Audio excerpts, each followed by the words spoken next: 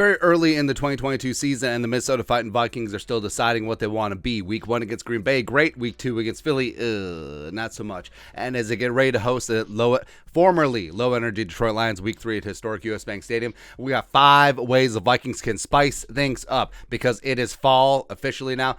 Spice latte, pumpkin spice latte is not spicy at all, but we need to add some heat, some stank, some BTUs. That's not the unit of heat, that Scovilles to this damn gumbo. So we got 5 ways that they can just get es muy caliente. And I'm talking about like spicy, not like Minnesota spicy. Oh yeah, the Heinz ketchup, the new recipe, it's a little bit spicy there. Right? Now, number 1, unleash Jalen Reagor. Now they did to a degree against the Eagles, gave him a nice jet sweep, as well as gave him 2 targets. Now all the drama with Philly, that was too much, like emotional baggage, all that stuff. So that is out of the way. So now he can just play football. And the Vikings traded for him for a reason. They gave up a 4th and a 7th. So Jalen, I think, is going to become a nice part of this offense. He's not a true blue wide receiver. He is an offensive weapon. So whether that's them just running him on 9 routes, giving him a couple jet sweeps, putting him in the backfield, using him as a running back, using him on bubble screens, do not care. Get this man the football because Jefferson is going to get all the attention. Thielen, KJ, Irv are going to get theirs as well, but Jalen Reagor could be the X factor on offense and make this team extremely, extremely dangerous. Next up, way number 2, the Vikings can spice things up. Sticking with offense, blank square. Nice. Anyways, King Kene and Ty Chandler touches. Now, yes, Dalvin is still the man, but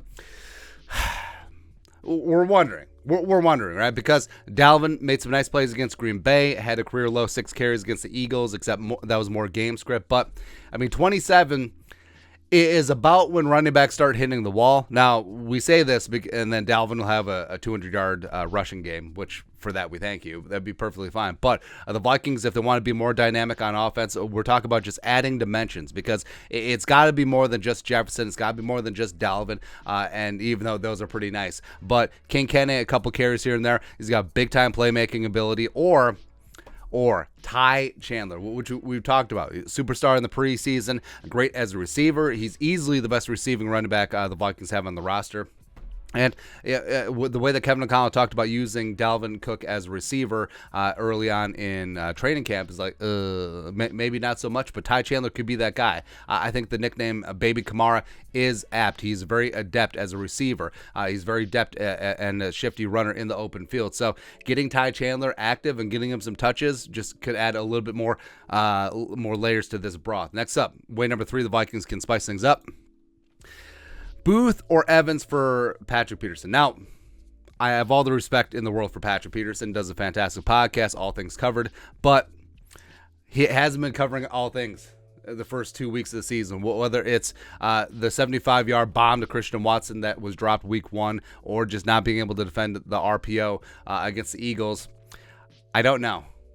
I just don't know. And it does feel like the Ed Donatell shift from more of a man defense under Zimmer to more zone really came with Patrick Peterson in mind, even though that's been Donatell's MO his entire career. But with Booth and Evans, you have a lot more options. They're lengthy, they're athletic, they're feisty on the outside. Also, you shouldn't be taking Cameron Dantzler off the field just to make room for Caleb Evans. You shouldn't be doing that, even though, yes, Cameron Dantzler and Bynum had that miscommunication on the long Quez Watkins touchdown. That happens. But, Cameron Tiny Dantzler was one of the only guys that were still fighting, still just getting after it at the end of the Philly game. So you need Cameron Tiny. Hold me closer, Tiny Dantzler out there.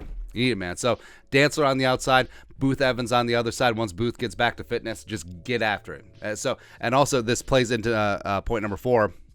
Play more press man, because you have these fantastic, young, lengthy, athletic cornerbacks around the outside, and you have them playing 8-9 yards off the wide receiver. I don't get it. I don't understand it. And I fully get you want to get pressure with 4, drop 7 back into coverage, and everything is hunky-dory. But what happens when you're not getting pressure? What happens when you do need to bring an extra body in there? What happens when you need to rush 5 or 6? Well, them playing off is just asking for any quarterback under the sun.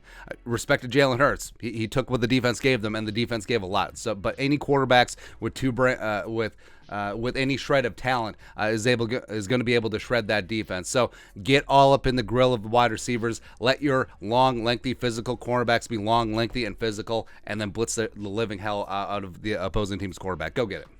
Also, lastly, way number 5, the Vikings can get spicy.